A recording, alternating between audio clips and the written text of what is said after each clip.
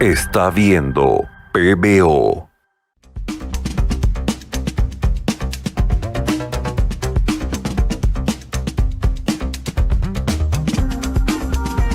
Estimados amigos, muy buenas noches. Esta es una edición de su programa Conversando con el Perú, donde vamos a analizar los elementos más importantes de la coyuntura nacional e internacional ocurridos en la última semana.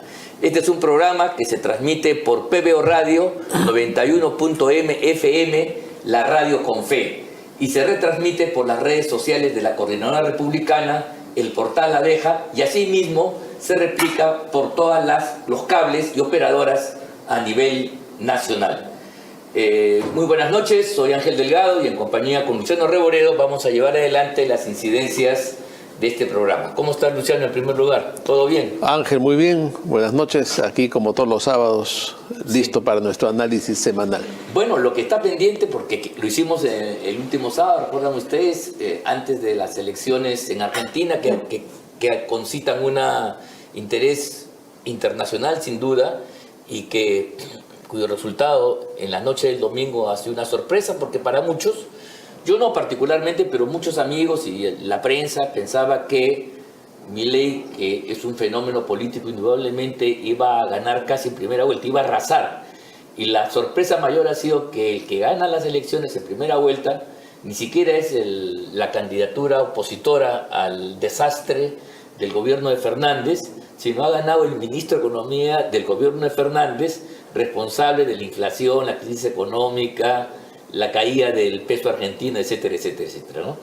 Entonces, ¿quién entiende esto? Esto es una de las cosas que llaman la sorpresa, por lo menos en el Perú. Yo estoy escuchando las noticias tanto en la CNN, en otros medios internacionales, en España, y la cosa es más complicada, ¿no?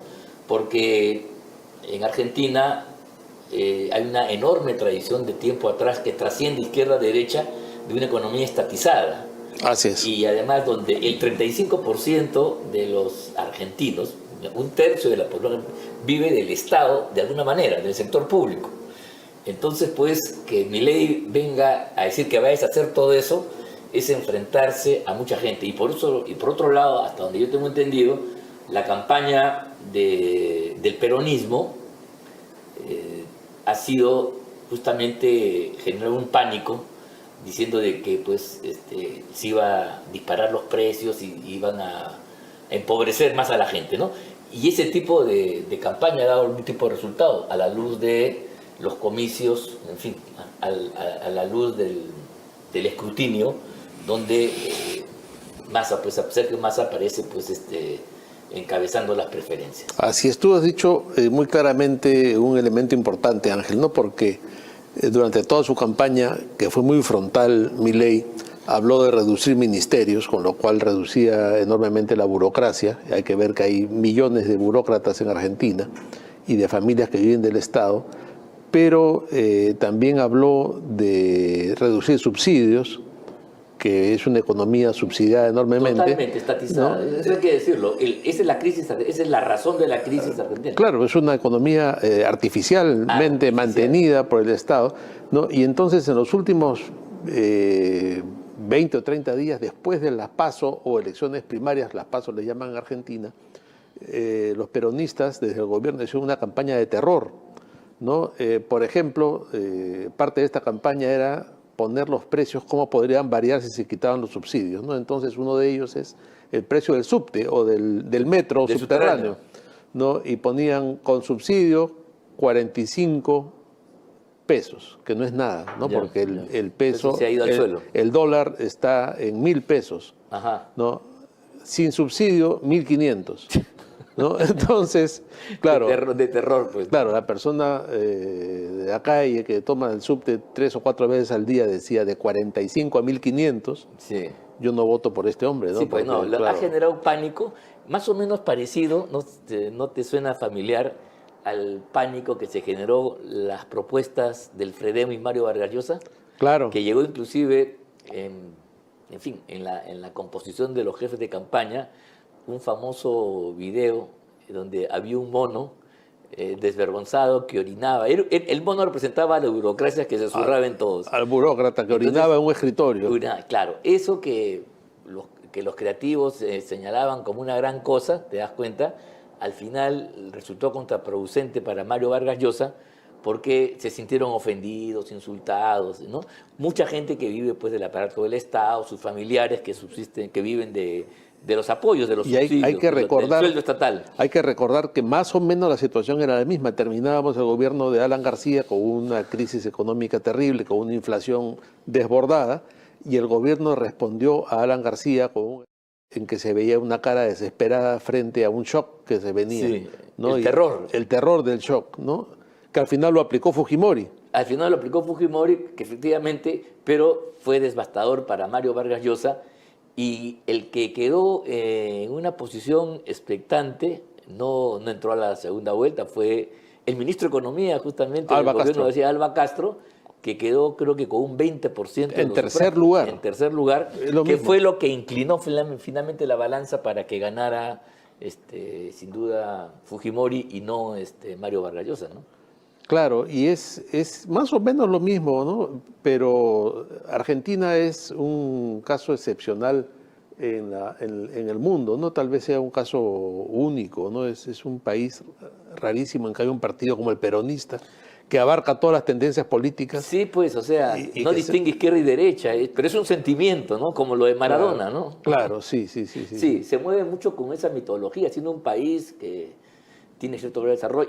Y la otra característica es que es un país que como territorio es sumamente rico, ¿no?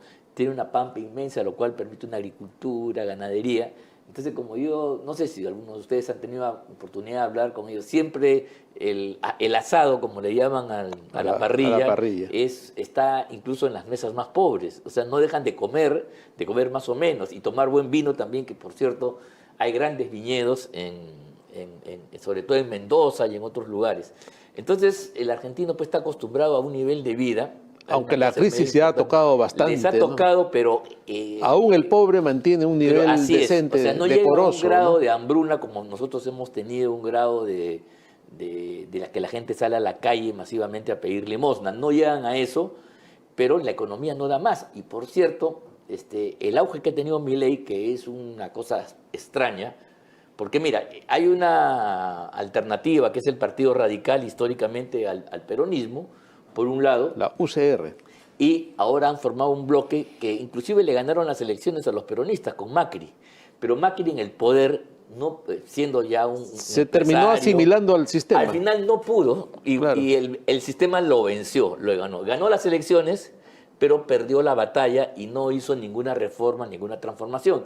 De ahí que el discurso de Milei era sumamente radical, y el concepto casta que él utiliza para criticar a unos y a otros también se le aplica a lo que sería la derecha tradicional, alternativa, que no logra efectivamente montar una posición contundente y definida frente a esta historia, a esta trayectoria argentina de economía estatizada, basada en subsidios, en la artificialidad que ya no da más, que está llegando a un punto de agotamiento cada vez más grave, ¿no? Ahora, en toda la primera etapa, él ha sido muy duro con Bullrich, con Larrieta, con los de esta derecha tradicional, y ahora va a tener que negociar con ellos para pues, tener su votación, porque si no, no ganan la segunda vuelta. Ahora, sobre eso, yo estaba escuchando el comentario internacional. No es tan fácil, porque si se hiciera matemáticas, entonces los votos... En una suma simple gana. Ganaría tranquilo Milei, pero la verdad es que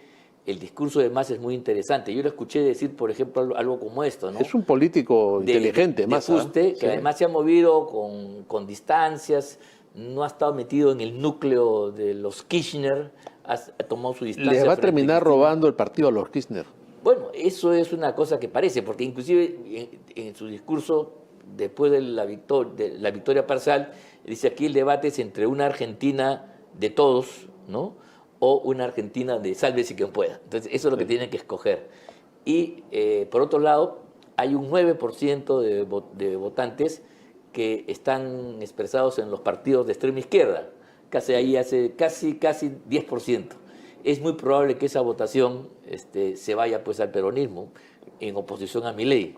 Entonces, ahí ya está sumando casi 10 puntos más de partida Massa, ¿no? Habría que ver si este Milei moderado que ha aparecido después de la primera vuelta logra captar un porcentaje mayor de la votación de Bullrich y cuántos de estos se quedan con él, ¿no? Sí, bueno, efectivamente, vamos a ver, pero Porque hay una ya la expectativa. llamó En petardista. un par de semanas vamos a tener ya la segunda vuelta y vamos a ver cuál es el destino de Argentina, ¿no? Pero no deja de sorprender este hermoso e interesante país que es vecino casi nuestro, pero que políticamente es un misterio absoluto, ¿no? Siempre sorprendente Sí, sí, Argentina, sí, ¿no? sí. En la política, en la cultura, en tantas cosas. Bueno, y en el Perú la cosa está mal porque las estadísticas siguen diciendo que ya estamos ahora sí en una pendiente recesiva que se va a agudizar más y eso va a tener consecuencias muy graves, porque una cosa es una crisis de precios inflacionaria y otra cosa es cuando la maquinaria productiva se para.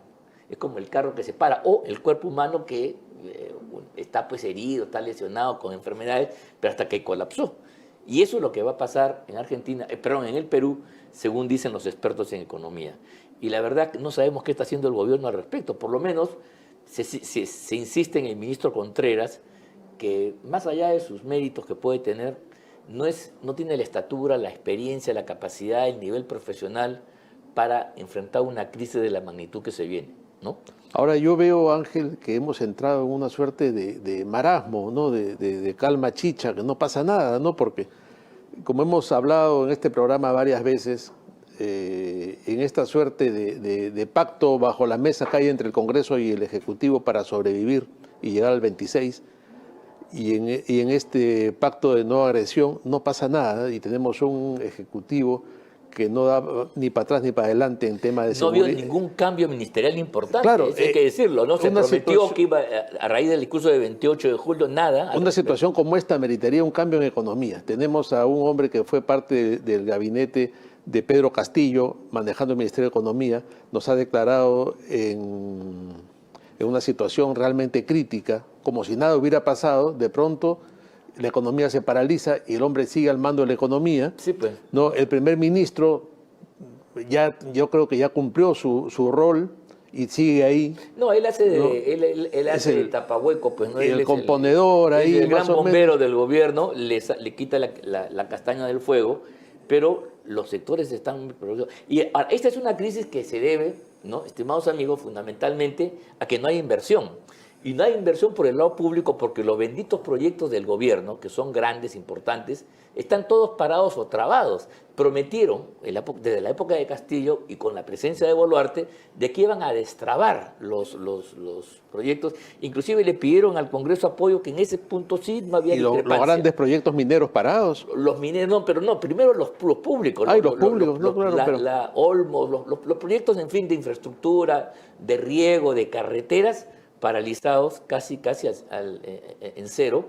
Y, por otro lado, este gobierno tampoco ha sabido despertar un clima de confianza entre los inversores privados, que es la palanca principal del crecimiento, para que inviertan. Entonces, seguimos como en la época de Castillo, con una inversión, si no cero, muy mínima, que es lo que permite decir que estamos en un cuadro recesivo, porque si no hay inversión, es como decir que no hay combustible para que la máquina, el carro de la economía siga caminando. Estamos en una recesión económica, pero también en una suerte de recesión de iniciativa política, iniciativa en el Ejecutivo, porque no pasa nada, ¿no? Y mientras tanto, la señora quiere seguir viajando. Ese es el otro tema, pues porque claro, en un escenario así que debía preocuparnos a todos, ya los economistas, los expertos, los académicos han alertado, el ministro ha reconocido de mala gana.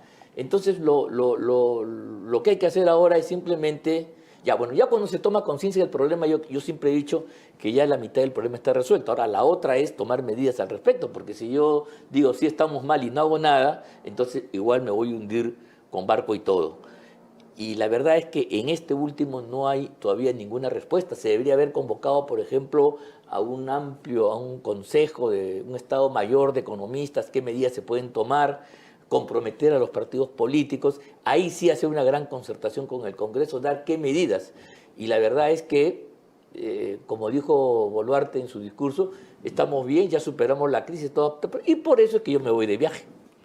Claro, ¿no? Viajes improductivos, ¿no? Porque si vemos los viajes que ha tenido antes, se tomó una foto con Biden así en un encuentro casual. Y luego dijo ¿no? que había tenido una entrevista, ¿no? Que Casablanca desmintió. Que es una vergüenza, ¿no? ¿Qué clase de operadores tiene mediáticos que pueden crear una cosa así? Hoy en día que las redes sociales son implacables, ¿no? No duró Sí. ni una hora Sí, esta sí, mentira, sí, sí. ¿no? De ahí se fue a Alemania a ver al alcalde de Berlín y a una foto con un presidente que no conduce a nada. Además no habló con Merkel, que es la, digamos, la jefa de gobierno y que es, claro, la principal potencia económica de la Así Unión es. Europea. En todo caso, a través de ella podía hacerlo, pero claro, al no conversar con ninguno de ellos, Improductivo. y lo del Papa también parece que fue una foto Lo del Papa también. en ¿no? paralelo, hay una foto de costado. No digamos queda así. claro qué cosa fue hacer al Vaticano, ¿no? A pedir En a pedir realidad, un milagro. y más bien acuérdate tú de lo que significó de que el avión presidencial no podía ir a rescatar a los peruanos que sí. estaban en Tel Aviv, porque estaba con la señora haciendo su tour por distintas capitales de Europa. Y ahora quiere ir a los Estados Unidos. He escuchado A Miami, creo, ¿no? algunos analistas. Si hay un encuentro que van a ir otros presidentes de la región, he escuchado a algunos analistas decir que este viaje sí es importante y que sí es productivo y No, que puede traer inversiones. Parece que no, parece que No, no. porque van a ir el presidente de Chile, de Colombia, etcétera. No, Pero además, yo no sé. la diplomacia económica no se basa pues en eso. Eso es siempre y fuera si es que hay un trabajo, digamos, en cierto sentido, entonces tú vas a rematar eso. Pero estos viajes, la presidenta de la República nunca es la que explora, no sé si me explico, nunca es la que da el primer paso. Y segundo, si hay empresas que quieren invertir en el Perú, bueno, que vengan pues con la suya y acá se los recibe, pueden ir a Palacio incluso, pero que la presidenta vaya pues a tocar Además, esas y cosas, a ver, no tiene esas ningún cosas, sentido. Ángel, se arman con anticipación, se arman con tiempo. Para eso está PROMPERÚ, las instancias en los ministerios que arman un roadshow, viajan los ministros con grupos empresariales, se llevan propuestas.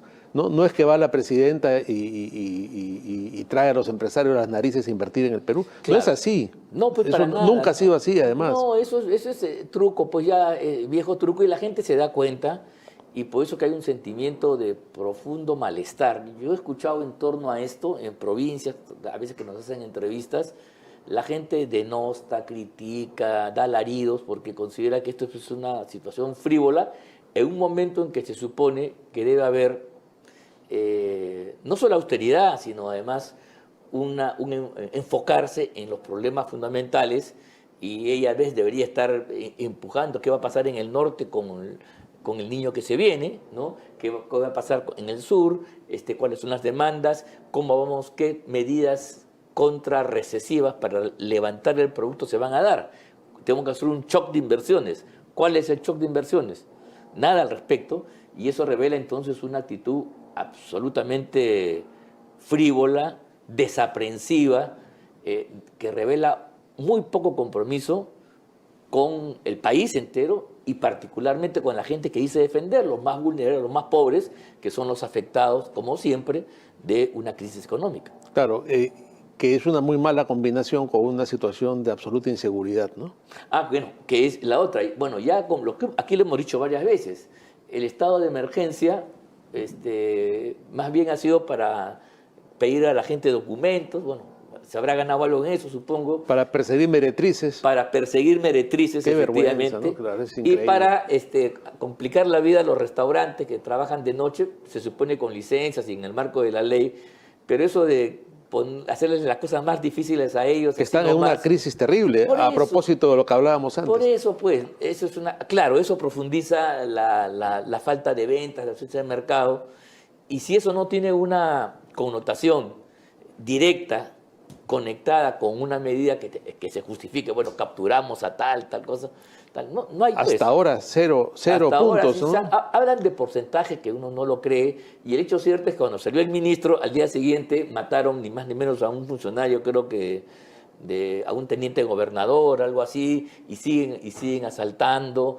y en fin, o sea, no, la gente, por lo que yo escucho, no nota que en su distrito, en su zona, hayan mejorado la cosa a partir del estado de emergencia. Claro, es que al igual que en los viajes para captar inversiones, si no está planificada las cosas no funcionan. Si no hay inteligencia, Claro. esto no va a funcionar, ¿no? Entonces, justamente en uno de los viajes doña Dina lanzó esto del estado de emergencia, ¿no? Que causó un escándalo internacional, porque la desde Nueva emergencia York.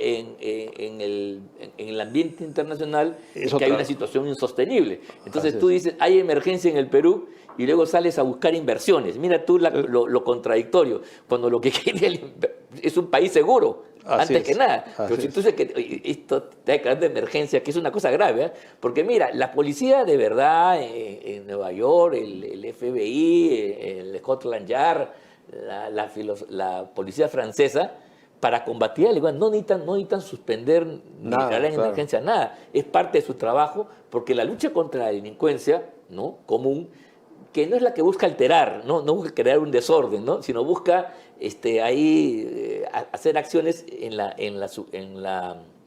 trastienda, bajo de la superficie.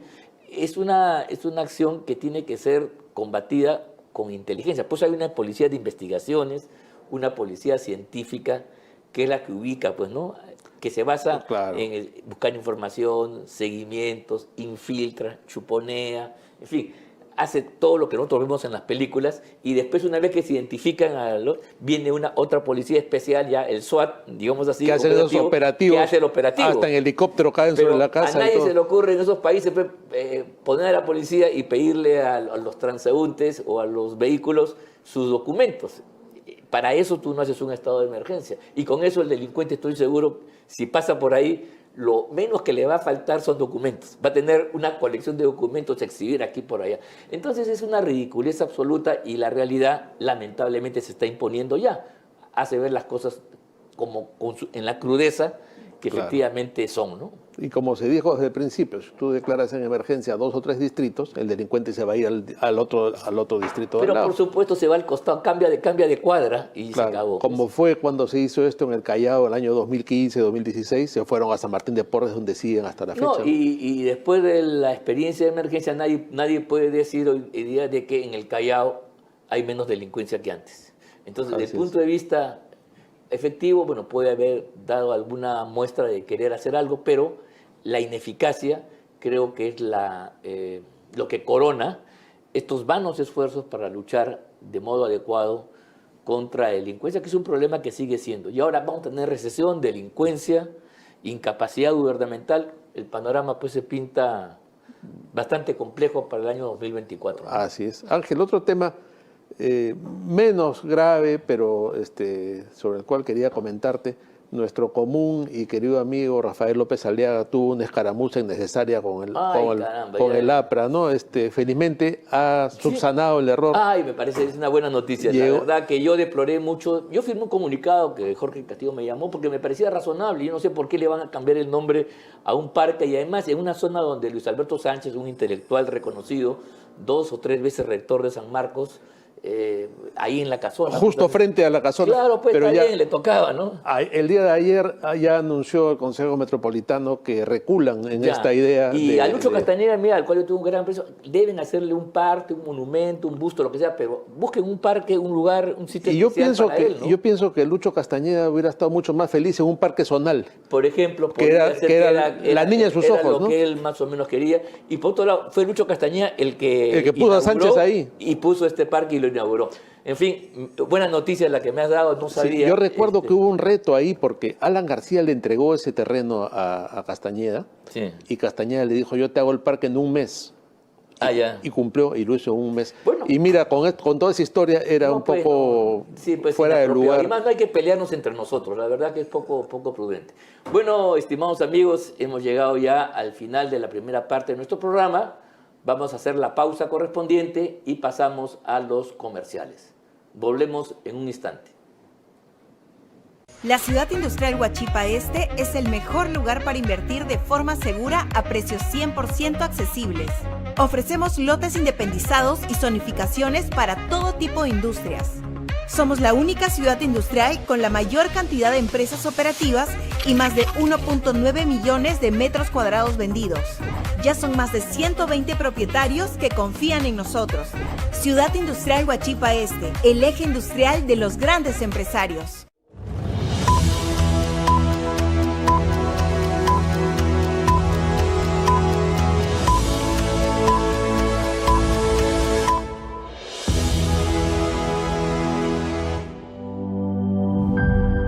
Está viendo PBO. ¿Sientes que has perdido masa muscular? Toma Calel, que contribuye a la buena salud de tus músculos y los fortalece. Llegó Calel, el superalimento. ¡Qué buen lote! Tú también cumple hoy el sueño de tu lote. Facilote con Centenario. El mejor financiamiento. Lotes listos para construir. Las mejores ubicaciones con fácil acceso. Visita nuestras oficinas o ingresa a terreno.pe. Facilote.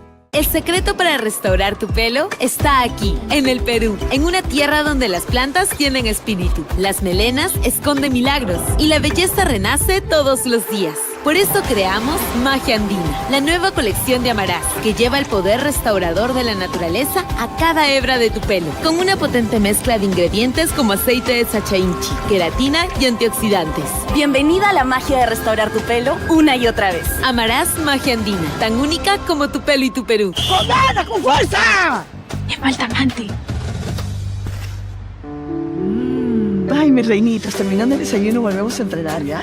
Manti te pone más suave, porque es la más rica, suavecita, y su pote la hace fácil de untar. Pásame la Manti. Hay una manera Calel de vivir la vida para la buena salud de tu cerebro, músculos, huesos y corazón, reforzado con proteína de huevo. Dale Calel a tu vida, el superalimento.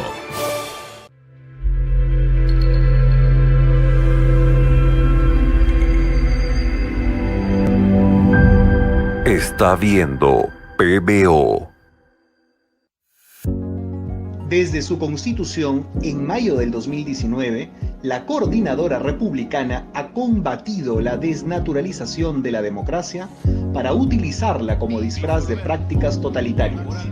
Durante los gobiernos de Vizcarra y Sagasti, luchamos contra el auge de las políticas y discursos contrarios a las instituciones representativas, discursos que promovían una falsa democracia, directa, callejera y tumultuaria.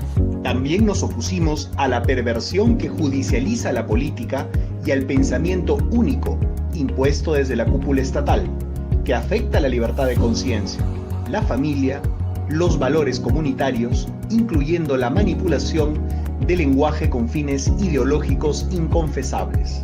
Igualmente, impulsamos el rechazo a la imposición del Tratado de Escazú, pues lesionaba la soberanía sobre nuestros recursos naturales.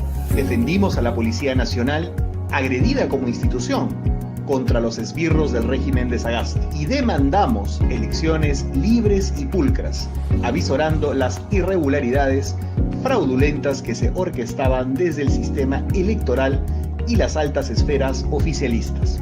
Más adelante, la Coordinadora Republicana concurrió con otras organizaciones democráticas a enfrentar al gobierno de Pedro Castillo, no solo por su objetiva incompetencia y gravísima corrupción, sino porque era una amenaza cierta a la Constitución histórica del Perú, al pretender sustituirla introduciendo un Estado plurinacional, antagónico a la nación peruana, además de perpetuarse en el poder como en Cuba, Venezuela, Nicaragua, entre otros países del continente. Y ahora, tras la vacancia del golpista Castillo, la Coordinadora Republicana viene trabajando para unificar a los patriotas, de modo que la transición iniciada arribe a su destino democrático, denunciando tanto las vacilaciones oficialistas como los arrestos violentistas y subversivos opuestos al desarrollo republicano y popular, a la grandeza del Perú y la felicidad de los peruanos.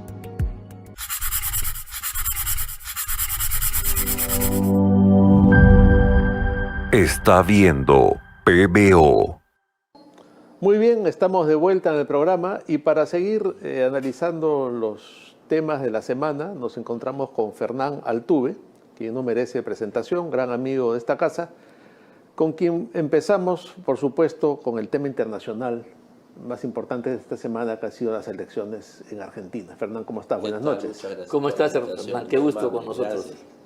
¿Qué comentario te merece el ¿Qué te resultado, suscita? ¿Qué el te resultado electoral que no argentino. sorprende. Que no sorprende. Hay mucha gente que sí, ¿eh? Hay gente que le da un choque. En el Perú creo que en el Perú sí le ha sorprendido porque se enfermó en la noche. Fuera de Argentina, el candidato Milei tiene a sus simpatizantes en mayor número en el Perú. El Perú es un país mileísta y que estaba muy ilusionado y muy entusiasmado con esa candidatura. Pero, a ver, hay que entender la estructura social de la Argentina. Y la Argentina es un país que tiene una carga social que, aunque es una sobrecarga para los sectores productivos medios y altos de la Argentina, para las grandes mayorías constituye una necesidad de supervivencia. Entonces no van a querer abandonar una estructura de subsidio. Claro. Si pueden votar contra el que les va a quitar el subsidio, pues definitivamente... Y además ha habido unas propuestas que aquí pueden haber sonado como de avanzada, pero ya en Argentina se plantearon la convertibilidad, la unión con el dólar, la dolarización. Eso en la Argentina se vivió con Cavallo y salió mal. Sí, entonces, claro. esta especie de remozar una cosa que ya funcionó mal, Menem, pues, exactamente, la convertibilidad, la verdad que probablemente haya sido un error, y ese error no se quiso quitar de la plataforma electoral, y bueno, llegó a un techo que es importante, es muy importante, pero en relación a la tercera candidata son de 3 puntos también, o sea que tampoco ha sido una barrida en el sector no colectivista, no socialista, no socializante. Claro. La gente leyó mal el tema de las primarias, porque en las primarias es para elegir quién es el candidato de la agrupación. Entonces, mientras en el Frente Peronista había 2 candidatos y en el Frente Juntos por el Cambio había 2 candidatos, Milei corrió solo, entonces tuvo todos los votos y al otro lado se dividieron, ¿no? Claro. Sí, y ganó Massa y ganó Bullrich, ¿no? Claro, como Garreta y Bullrich iban separados pero pertenecían a un sector, vieron como si fueran 2 cifras diferentes, y cuando uno llega ahora al cálculo es la suma de los 2 sectores. Pero, obviamente. O sea, han votado aquellos que estaban en este sector pro o en este sector de Juntos por el Cambio, como le quieran llamar, han votado igual que votaron en la primera vuelta, solamente que divididos. Entonces ahí ha habido un error de percepción para proyectar la primera vuelta. Ahora, Milei llegó a este techo y va a captar una parte de los votos de Bullrich y algo más, pero no va a superar la votación. No necesariamente, la tiene difícil, ¿no? ¿Cómo esto es cierto? A ver, va a captar una parte. Una parte la va a captar. Ellos piensan que van a sumar 30 y 27, 57, pero eso esa matemática no, esa matemática es política. Eso está en el papel nada más. Claro, esa suma no es exacta. Entonces, generalmente se producen traslados proporcionales, es decir, 33% iría a Massa, 30% iría más o menos en el equivalente, ¿no? Además, en la coalición Juntos por el Cambio está el Partido Radical, del cual Milei ha dicho cosas como esta, que cuando está de mal humor, todo el mal, él tiene un punching ball con la cara de Raúl Alfonsín. Le da duro. Entonces, el peor presidente de la historia, Alfonsín. Así, ¿no? Sí. Entonces, los radicales, caramba, están en se ha roto el frente, han criticado la edición de Patricia Bullrich y esos votos no van a ir a Milei. No, definitivamente. Entonces, en el mejor de los casos, si ella llevase todos los votos que sacó en las PASO, llevaría 17, con lo cual 30 y 17 da 47. Y además el otro tema complicado es los votos de la izquierda, que suman casi 7%. Esos ya están jugados para el lado de Massa. Son de Massa sí o sí. Y además yo creo que Massa ha demostrado tener aparte del aparato, como hemos comentado, tener una sensibilidad política mayor. Sí. El éxito de Milei es un discurso rupturista, pero que satisface a un público, no a todos los Llega mucho a los jóvenes, ¿no? Lleva mucho a los jóvenes, a la gente que está harta, cansada, a los que están agotados de la sobrecarga estatal. O sea, hay gente que está fastidiada, molesta. los indignados. Los indignados, los fastidiados, los cansados, que puede llegar a ser un 40-45%. No, del de hecho el señor, con ese discurso un poco estrambótico, para nosotros por lo menos, no deja de ser un fenómeno haber alcanzado la posición. Ha entrado en la segunda vuelta y está bien. Pero que eso le dé para ganar, veremos, vamos a ver qué pasa. Es bastante difícil y faltan los pasos que se den. A ver, generalmente las segundas vueltas, quien consolida el centro es el que gana. Sí, pues. Y está más cerca del centro que Milei. Así es. Puede ser diferente, puede que él logre desplazar a Massa del centro, pero hay que tener en claro que los sistemas de primera y segunda vuelta son la posición extrema en la primera, el que se fortalece en los márgenes gana o llega a la segunda vuelta en los márgenes, claro, y el que se centra gana en la segunda vuelta. Eso es lo que pasó pues en Ecuador recientemente, donde la primera vuelta la gana Laura González del Partido Revolución Ciudadana de Correa. Suele ganar el segundo, ¿no? Pero en este caso hizo una mejor aglutinación y es presidente. Es el que logra ubicarse en el centro, el que logra tomar desde su margen al centro es el que gana. Sí, pues. Vaya primero, vaya segundo. Ahora Milei bien difícilmente va a lograr ubicarse. Vamos a ver, pues. Ahora tiene que hacer una conversión y no es su perfil. No, pues, claro. No es su perfil. Entonces, ¿cómo va a convencer desde el extremismo verbal a un moderantismo? Hombre templado, racional, ecuánime. Es muy difícil. Nada es imposible porque Argentina es Argentina. Argentina es Argentina y las elecciones de América Latina son elecciones de América Latina. Pero digamos que está en una situación de mayor dificultad, ¿no? Muy bien. Y bueno, volvamos pues a nuestra querida patria, al Perú. ¿Cuál es el hablando de dificultades? Sí, ahora ya pasemos esa palabra nos trajo al Perú. Claro. Hablando de dificultades. Sí, pues. Sí. ¿Cómo ves el panorama? A ver, estamos terminando ya el año. Sí. El ministro ha tenido que reconocer que hay una recesión ya en marcha. La señora sigue viajando, por otro lado no pasa nada. No sé si hay medidas para el tema del niño. La famosa los estados de emergencia se declaran y siguen matando, siguen robando. Y robar un celular puede tener hasta 30 años de cárcel. Y 20 matar a una persona. Claro, sí. ¿Qué desproporción? ¿Cómo evalúas toda esta información? A ver, este gobierno es la segunda fase del gobierno de Pedro Castillo. Número uno. Eso es como concepto, lo cual quiere decir que estamos en mala situación. Y eso se nota porque ha ocurrido lo imposible, que quiere decir que la situación económica con Pedro Castillo era muy mala y ahora es peor. Es peor, sí. O sea, lo que podría no creerse. Entonces, un gobierno, la segunda fase de Pedro Castillo, que ha sido apoyada y es sostenida por la derecha económica, porque hay que decirlo con nombre y apellido. Sí, pues, la derecha económica y el moderantismo de los empresarios los está hundiendo económicamente. Claro. Entonces, ahora, ¿cómo le dicen al país que tenemos que llegar hasta el 26?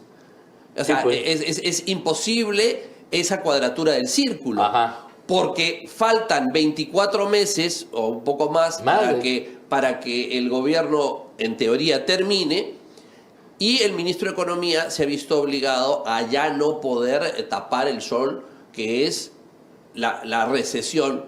Hace unos meses el presidente del Banco Central dijo, no estamos en recesión, y empezó a tratar de digamos, matizar la situación. Pero sus mismos estudios del Banco Central han determinado que el crecimiento no existió y que la situación económica se ha hundido y se está hundiendo. Ajá. Y ante la declaratoria de recesión no hay ninguna medida.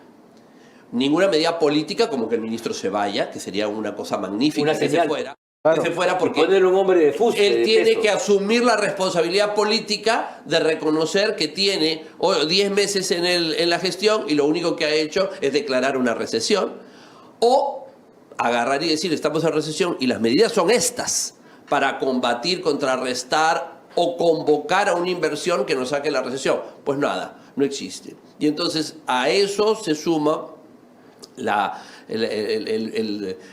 fuga de la presidenta, que vive en una fuga mental, subiéndose al primer avión que aparece y feliz, viajando. ¿no? Feliz de la vida. Sí, y las cortinas de humo del primer ministro, que el primer ministro lo único que hace es hablar del plan Boluarte, del plan Perú, inventa planes todos los días y vive en una cortina de humo permanente y sistemática. Entonces este es un país que está al garete, que está a la deriva.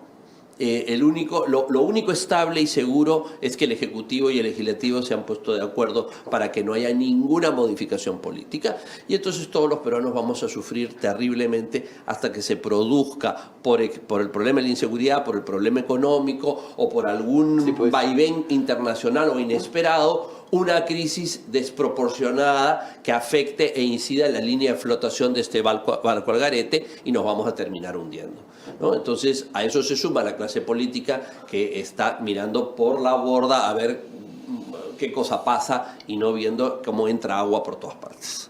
Sin duda, pues sí. Mira, una descripción dramática, pero absolutamente fiel a la realidad, ¿no? Así es. Esa es la verdad, ¿no? Porque mira, por lo menos hasta cuando comenzó la aventura de la señora Boluarte, la cual el mérito que hay que reconocerle, para no ser injustos, amigos, es que por lo menos ha alejado el fantasma de la Asamblea Constituyente, cambiar las reglas de juego. Eso sí ya quedó atrás. Pero en lo demás es la segunda fase de Castillo. Primero en la incapacidad. La incapacidad sigue siendo, claro, ellos tenían peores, pero hoy el problema del país es más grave que lo que tenía Castillo. Pero hay un tercer elemento, ¿no? Porque tú hablas de este pacto entre el Congreso y el Ejecutivo para mantener esta calma, este marasmo, pero también la sociedad ha entrado en esta recesión, en esta falta de reacción, ¿no? Porque yo no veo una preocupación en la calle, yo no veo una reacción en los medios, no pasa nada, ¿no? Bueno, yo creo que lo que pasa es que se ha producido todo esto desde las élites empresariales, mediáticas, etcétera. Pero lo que está pasando la gente económicamente es catastrófico. Hay agotamiento. Hay agotamiento. Aldo Mariátegui ha sacado unos números que son verdaderamente catastróficos. Lo que una familia en situación muy ajustada era lo que necesitaba para sobrevivir hace un año, que eran aproximadamente unos $1.000, unos 3.000 y pico de soles, para vivir 4 personas de una familia de manera ajustada, hoy día se han convertido en 4.700. Entonces, estamos en unas necesidades espantosas, y no hay forma que una familia de 4 personas hoy día pueda llegar a 4.700 soles. Entonces, mientras esas élites o esos sectores de esas élites corporativas están mirando a otro lado porque tienen las espaldas suficientes para sobrevivir o reducirse un poco pero no morirse, estamos ante gente que está en este momento pasando situaciones de verdadera ansiedad y angustia. Eso se va a reflejar tarde o temprano. Los medios no lo quieren ver, los políticos no lo quieren ver, los empresarios no lo quieren ver, pero eso está pasando. Y aunque no lo vean, la realidad sigue avanzando negativamente. Así es. En el argot marinero, ¿no? Dicen los navegantes antiguos que cuando hay esa calma chicha. Calma chicha, ¿no? sí. Es la calma que precede la tormenta. La tormenta, así es. Probablemente ahora se va a agudizar porque ya vamos a entrar en noviembre, diciembre, son meses que se aplaca cualquier entusiasmo, cualquier sentimiento de participación político. Pero el próximo año 2024, con estas va a ser realmente catastrófico. ¿Cómo ves tú el 2024? A ver, yo creo que, como tú bien dices, vamos a tener una Navidad triste, pobre, una Navidad modesta, que es donde va a sentir las clases populares y medias el verdadero golpe. Siempre la alegría del peruano con su verano va a tener digamos, una distensión, dependiendo también de cuán grave sea el niño. Tan grave la cosa. Así es, pero vamos a ver, pero digamos, el verano debería ser una distensión, y el momento ya de la hiperrealidad negativa es el colegio. Entonces, el colegio... La campaña escolar... Marzo-abril. Marzo-abril. Y además, más o menos la respuesta que ha dado, lo que se podría dar como respuesta económica, es catastrófica. Porque, ¿qué es lo que ha ido a pedir el ministro de Economía? El ministro de Economía ha ido a pedir un crédito suplementario. ¿Eso qué quiere decir? Que lo que quiere es inyectarle dinero público a la economía. Y eso es el reconocimiento tácito de que no hay dinero privado y de que no va a venir dinero privado. de esta solo salimos con inversión privada. Claro. Porque la inversión privada es 5 veces más que la inversión pública, siempre. Entonces, la otra está trabada, no ha podido destrabar. Es un paliativo, ha ido a pedir un mejoralito. Y tú lo que necesitas es simple y llanamente una transfusión de sangre. O sea, pero va a pedir un mejoralito. Entonces, esa medida te está dando la magnitud de la incapacidad pública. Y esto no da para mucho más. Entonces, vamos a ver si la situación no cambia. Y claro, los políticos están, como ellos cobran su sueldo cada fin de mes, no son conscientes de las penurias del pueblo peruano. Así es, pues. ¿Qué piensas, Fernán? Estás hablando de la indolencia de los sectores políticos y demás. Quiero conocer tu opinión sobre el acercamiento del señor Añaños al Partido Morado. Me parece muy bien. Si el señor Añaños quiere ser candidato al Partido Morado. No, a ver, el suicidio pues, es una cosa. Es un derecho fundamental. Es una cosa que uno no puede evitar. Yo me he quedado muy sorprendido que ha renunciado a Avanza País y se ha reunido con el Partido Morado. ¿Qué no, a ver, yo entiendo que Avanza País ha tenido muchos problemas. No, debe tener algún problema económico, financiero por ahí. No, pero no, a ver, tiene problemas y todo lo demás. Pero es un partido que tiene parlamentarios, sí, que tiene alcaldes, que tiene... Bueno, ha tenido pues una presencia. Y agarra y abandona un partido con problemas, ¿no es cierto? Y se va a un partido inexistente. Es una cosa, ¿no? Ha dejado el fucsia por el morado. Es una cosa increíble, ¿no? A los mejores daltónicos. No tiene un problema de degradación de los colores. No sé, la verdad. El que ha quedado muy mal es el Partido Popular Cristiano, que parece que estaba también en conversación. Y ha dicho... Dejó por allá. ¿Dónde se está ubicando?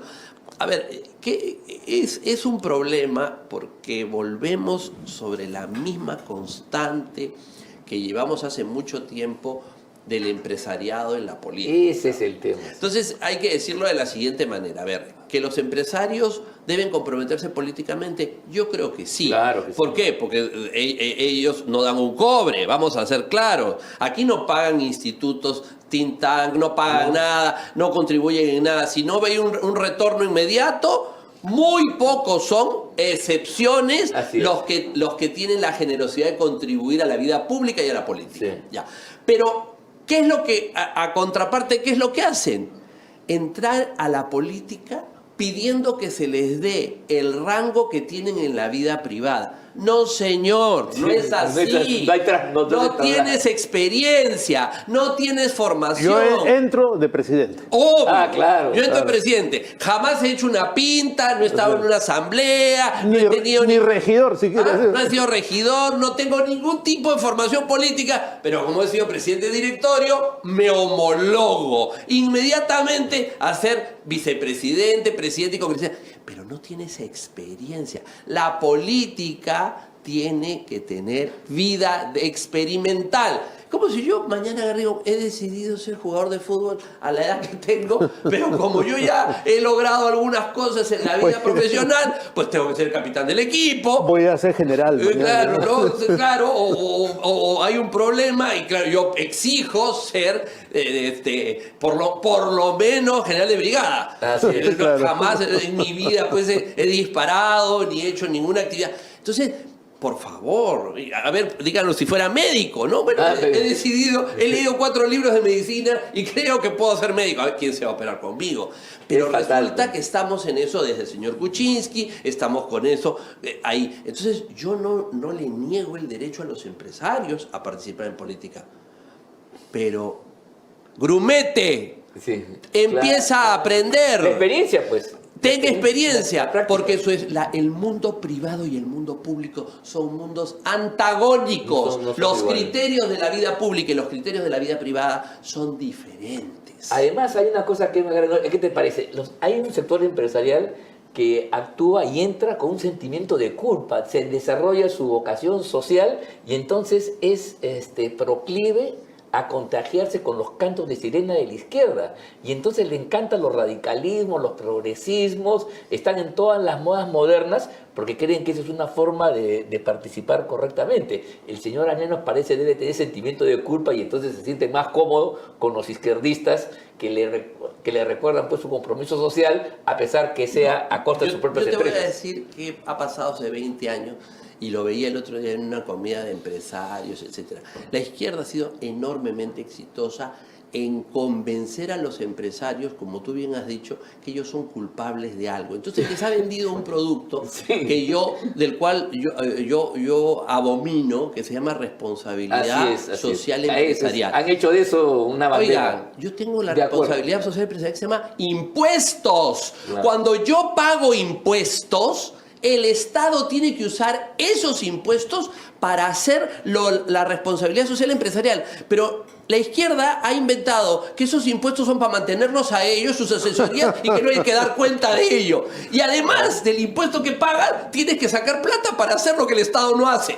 ¡Ah! Pero es una genialidad. Ese es el tema de las minas. ¡Por supuesto! Claro. O sea, que la empresa... Hace escuelas, carreteras...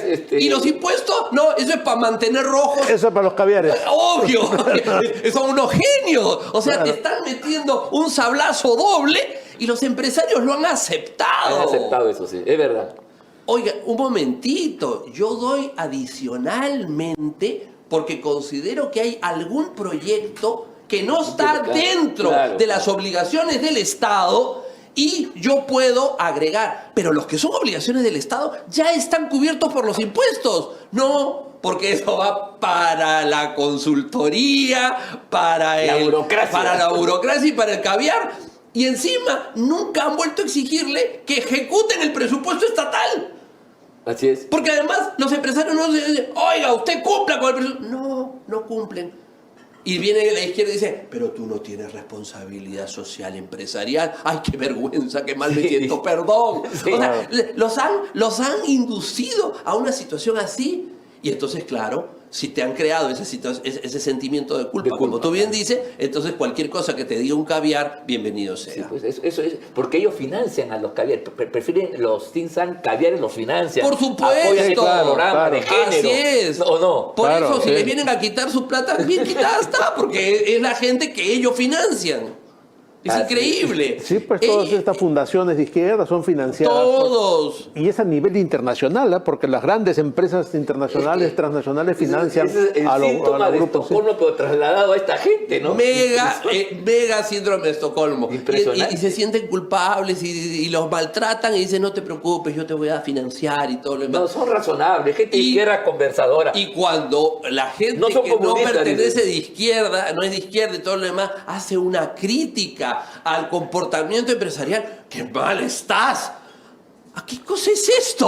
O no, y tú pides que financien una iniciativa pro vida o algo así, te dicen no, porque no quiero que me vean vinculado a grupos de derecha. Así, reniegan del concepto de derecha. Les da miedo poner su logo. Y entonces ellos son prisioneros hoy en día de todo ese discurso. Entonces, ¿a qué se quejan? ¿De qué se quejan?